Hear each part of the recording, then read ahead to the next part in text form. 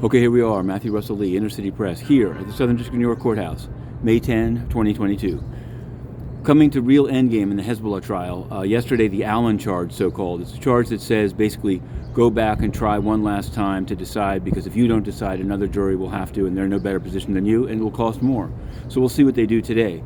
At 11 a.m., the arraignment of Juan Orlando Hernandez, former president of Honduras, good friend of Antonio Guterres, who backed him up in his stolen second term. He'll be arraigned on narco-trafficking charges. Arraignments are usually pretty routine, but I'm definitely going to try to cover it. So I'll be juggling that with Hezbollah, and we'll just have to see how it goes. There is another connection. Are you ready? Between narco-trafficking and Hezbollah and the UN. In the interim, during this trial, an elected official, I don't know if he's elected, but he's definitely an official, of the British Virgin Islands was arrested for drug trafficking for Hezbollah, allowing the ports to be used. Now he's citing immunity. It's a Tony Guterres classic, yes. Now yesterday we reported the confirmation of a previous scoop.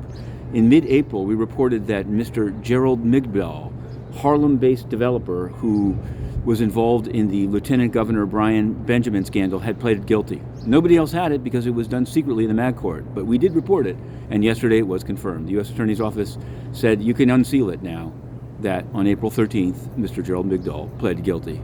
So, interesting. Corruption at the United Nations, UNOPS, the UN Office of Project Services. We've been asking about this little entity.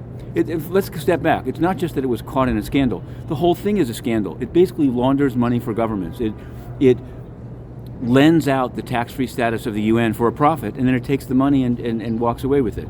In any event, we've been covering it. And yesterday, Farhan Haq, the deputy spokesman, said, if you got any, didn't say to us, of course, he doesn't answer any of our questions, including about child rapes, but he said to others, call Peter Brown of the UNOPS. He's the spokesman. Did you know that Peter Brown is one of the UN spokespeople that said, it's not a war in Ukraine, don't talk it up, don't make the UN look bad, be neutral? Absolute travesty. The U.S. ambassador to the UN, Linda Thomas-Greenfield, has issued a correction after a meeting with Turkey. More on that to follow. Inner City Press.